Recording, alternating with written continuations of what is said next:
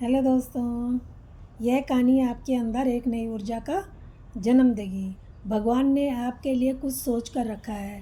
किसी ने बड़े कमाल की बात कही है कि ज़िंदगी में पीछे देखो और तब तक के लिए प्रभु का धन्यवाद करो, और ज़िंदगी में आगे देखो और प्रभु पर विश्वास रखो, क्योंकि आप अभी वही हैं जैसा प्रभु आपको रखना चाहते हैं। नमस्कार दोस्तों, आज की कहानी आपको नई ऊर्जा का जन्म देगी। आप में से कई लोगों के दिमाग में यह सवाल आता है कि अगर मैं नहीं होता तो क्या होता।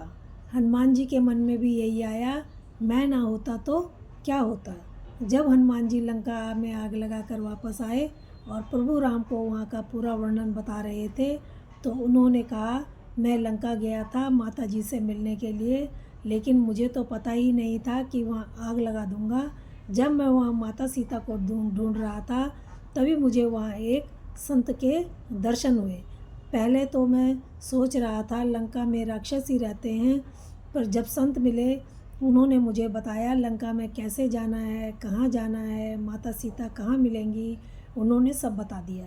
जब मैं अशोक वाटिका में पहुँचा, सोच रहा था माता सीता से कैसे भेंट होगी, तभी वहाँ पर राक्षस ने प्रवेश किया। वो बड़ा क्रोध में माता सीता की तरफ बढ़ा। तभी रावण ने अपनी तलवार खींचकर माता सीता की तरफ बढ़ाई। तभी वहाँ पर मंदोदरी ने कहा कि आप ऐसा नहीं कर सकते।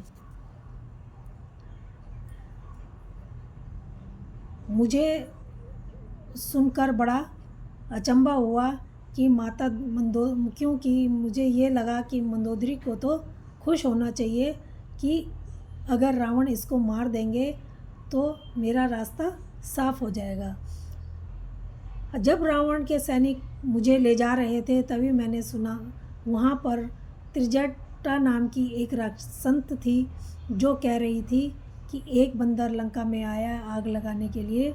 मुझे तो इस बात का पता ही नहीं था कि मैं यहाँ आग लगाऊंगा, पर जब रावण के सैनिक मुझे वहाँ लेकर गए तो मैंने देखा कि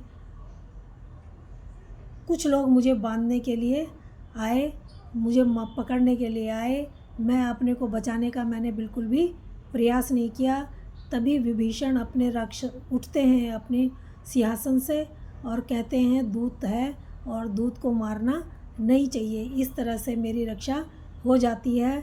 तब मेरी समझ में आया, मैं नहीं होता तो क्या होता, तब भी सब कुछ ठीक ही होता। प्रभु आश्चर्य तो मुझे तब हुआ जब रावण ने पूंछ पर मुझे कपड़ा बांधा, तेल लगाया, घी लगाया और आग लगा दी।